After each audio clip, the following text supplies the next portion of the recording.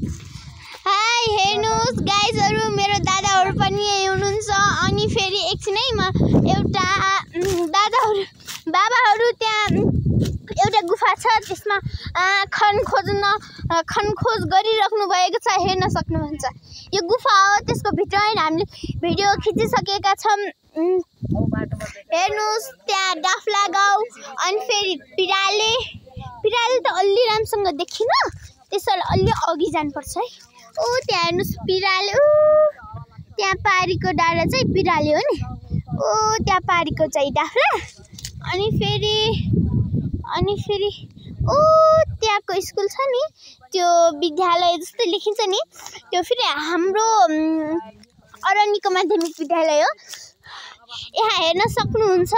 हजुर चारैतिर कति खतरा अनि शेर हावा चलिरहेको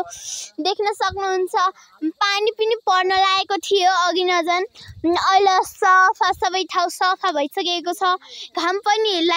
लागिसकेको छ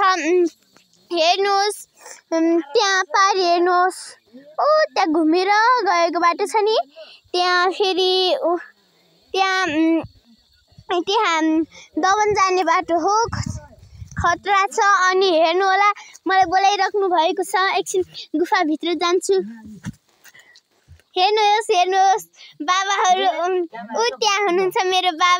बाबाले के ढुङ्गा तिन गराइरहनुहुन्छ अनिल दादाले चाहिँ यो मोबाइलबाट के गराइराख्नु भएको छ त्यहाँ माथि समेत चढ्नु भएको छ हेर्नुहोस् सुशील दादा स्कुलको ड्रेसमा हुनुहुन्छ त्यहाँ हेर्नुहोस् मयूरको ड्रेस मयूर र सेतोस हुनुहुन्छ अनि फेरि बाबाले भर्खर नआएको हामी सबैले भर्खर नआएको पनि सब फोहोर भइसक्यो यहाँ हेर्नुस् यहाँले पनि भिडियो बनाइराख्नु भएको छ हेर्नुस् अनि मेरो दादा चाहिँ कता हुनुहुन्छ है म देखाउँछु त्यहाँ हेर्नुस् मेरो दादा लुकिराख्नु भएको छ मेरो दादा अनि त्यहाँ तल हेर्नुस् त्यो चाहिँ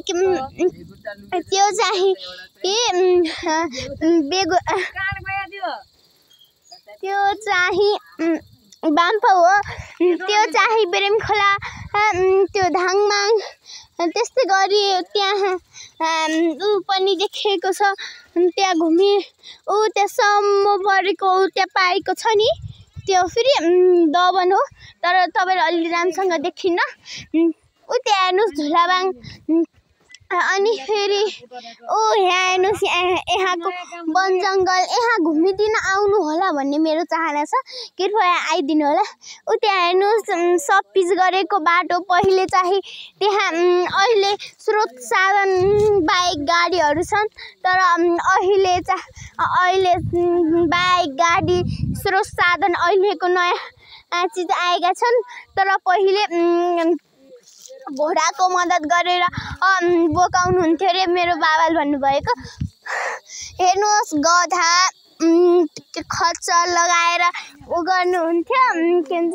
भारी बोकाउनुहुन्थ्यो अहिले मेरो दादा सबै मिलेर गराइराख्नुहुन्छ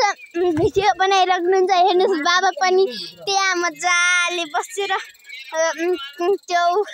कहाँ चढ्नु भएको छ यति भन्दै यस्तो अलि राम्रो ठाउँमा आउनु होला भन्दै म बिदा लिन चाहन्छु नमस्कार।